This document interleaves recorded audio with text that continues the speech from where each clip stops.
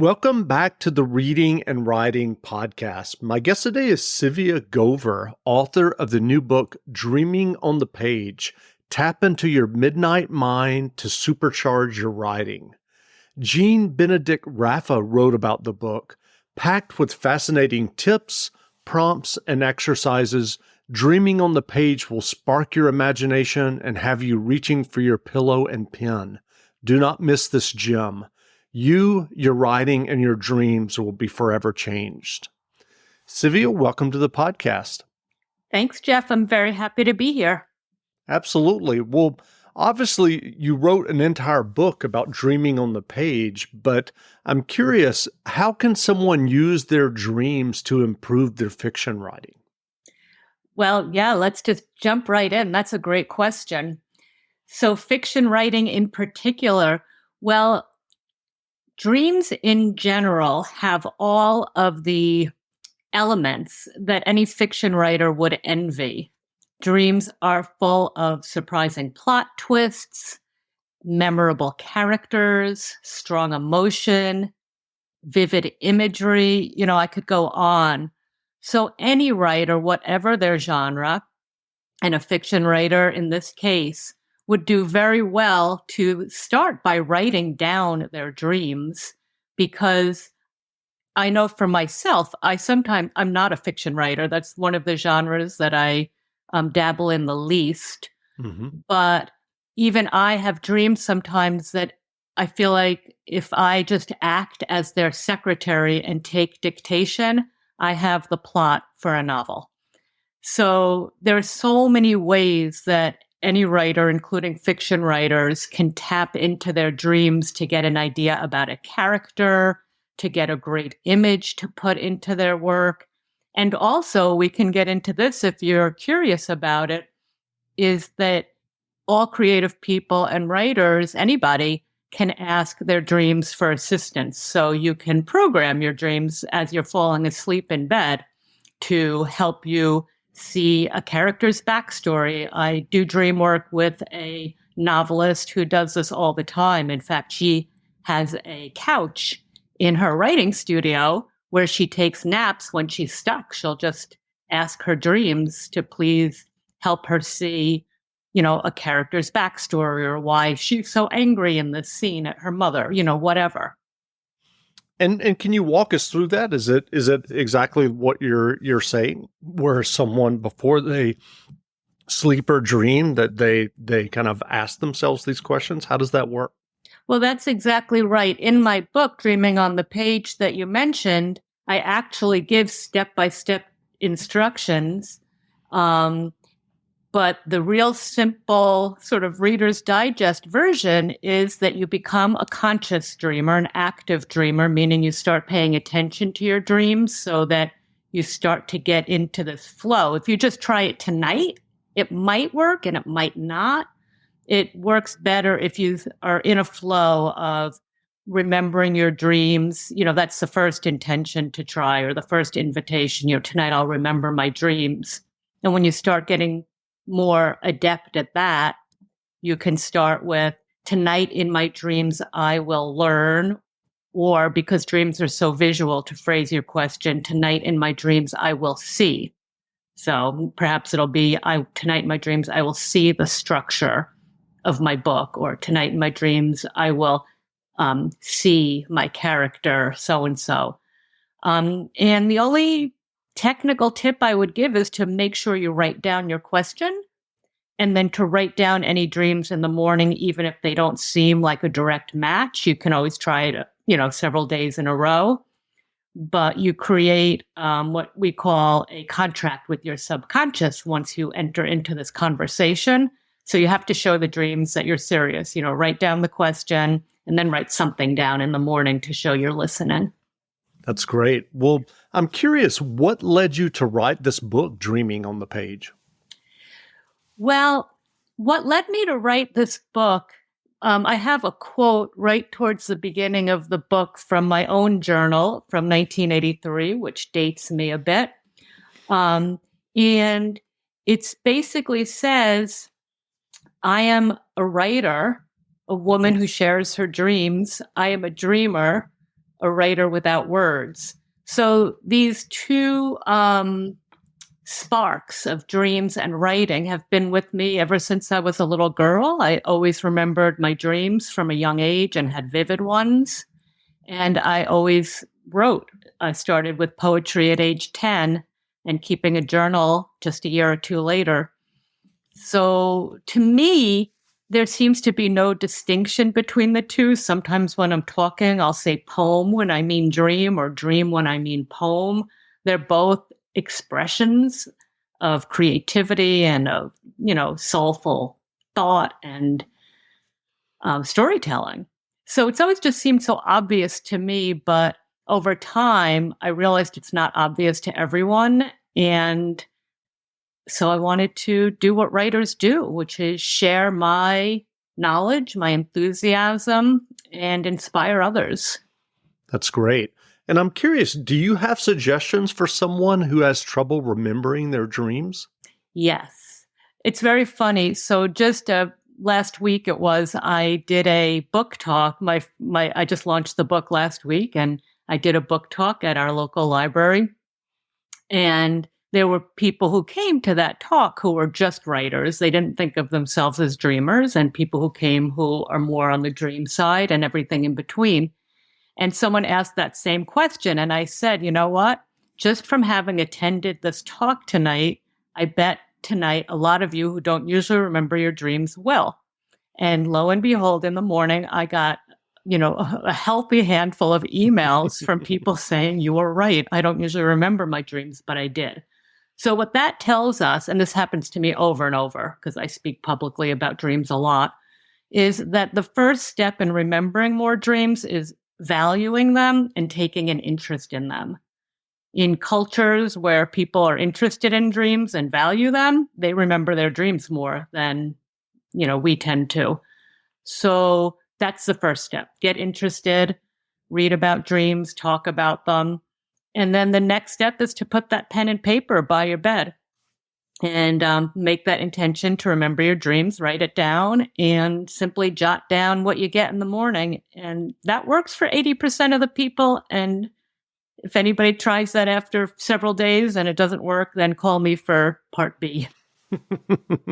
Take as little as 3 minutes to see if you could save on motorcycle insurance with Progressive. Come on, you've spent more time than that debating your accessories. Could use some new riding gloves. Guess I'll go with black leather again. It just seems so basic. Wait, what if I did white leather? People be like, hey, this guy's different. Or they might be like, hey, this guy looks like a butler. Yeah, okay, black leather it is. Get a quote in as little as 3 minutes at Progressive.com. Progressive Casualty Insurance Company and Affiliates. The Venture X card from Capital One gives you premium travel benefits, perfect for seeing Taylor Swift The Eras Tour. Presented by Capital One. Ooh, I do love her. Earn 5 times miles on flights and 10 times miles on hotels through Capital One Travel. Enjoy your stay in Suite 13. Whoa, 13? That's Taylor's lucky number. The Venture X card from Capital One. What's in your wallet? Terms apply. See CapitalOne.com for details. And do you find that when someone starts doing that kind of the act of tuning into their dreams, so to speak, and writing them down, that then they actually start remembering more of their dreams? Yes. It's like a faucet that you turn on, and the flow can get pretty heavy. So once people start having a healthy flow of dream recall, first of all, I work with people one-on-one with their dreams. So this is something I do with people a lot. So sometimes people will come to me and they'll say, okay, this is getting overwhelming. I can't write all these dreams down, So I'm like, okay, we need to adjust the flow a little bit. So yes, it absolutely works. And sometimes it works so well that you need to sort of adjust it. You need to give your dream a new instruction. Instead of tonight, I'll remember all my dreams. It's tonight, I will remember one clear dream. Or something like that. Right. Well, I'm curious, how can someone use dreams to create a supply of writing prompts? Well, again, this is something that I talk about in my book. The first part of the book is sort of laying the groundwork, about some of the things you and I are talking about right now, why we don't remember them since we all are dreaming, and why dreams and writing connect, both from a scientific and, the brain science basis, and psychologically and spiritually and creatively. And then in part 2, we do exactly what you're asking right now, is just this, a whole section filled with prompts that are geared to help you connect with your subconscious mind and your dreams. And the beauty of that is, although I provide probably more than 40 prompts in the book, your dreams are a constant flow of prompt making. They're just spitting out prompts every night. So I'll give one quick and easy one, is to start when you write down your dreams, give your dreams a title, as if it's a story or a poem. And then after a few weeks or so of doing that, or longer, you can look through your dream journal and just grab one of those titles at random. And because it came from your own subconscious mind, it's going to be evocative for you, and use that as a starter for a poem or story. Or, list out 5 prompts or, more, and shuffle them up and play around and see if you can find a story or a poem, just by playing with those different lines. Use those as lines to build from, be it a poem, a story, a song. That's great. And I'm curious, can someone induce a dream state for writing when they're not actually in bed or sleeping? Absolutely. And writers do this all the time. This is the funny thing about this book. One of my chapters is called Stating the Obvious, because sometimes it isn't. There's so much we already do as writers, and maybe you do it. I know I did it before I was even conscious. But we create what Robert Owen Butler calls, he calls it the writer's trance. So we get ourselves into a little bit of a trance state in order to write. And I offer a few meditations in the book that you can do at your desk, and they're really quick and simple. One of them takes less than a minute, to start to pull yourself inward and get into that sort of dreamy state. Another real easy way to do it is, if you wake up, if you're a writer and you have insomnia, you could just say, "Thank you, insomnia," because you've just woken up at a time where your brain is, your neurochemistry is hovering between the logic and rational waking brain and the dreamy right brain creative side. And they're both sort of online at once.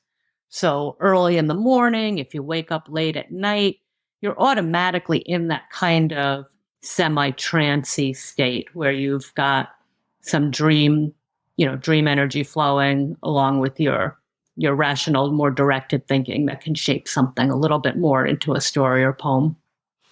That's interesting. Just right then, just take it, whatever you write with, preferably not a screen in the middle of the night.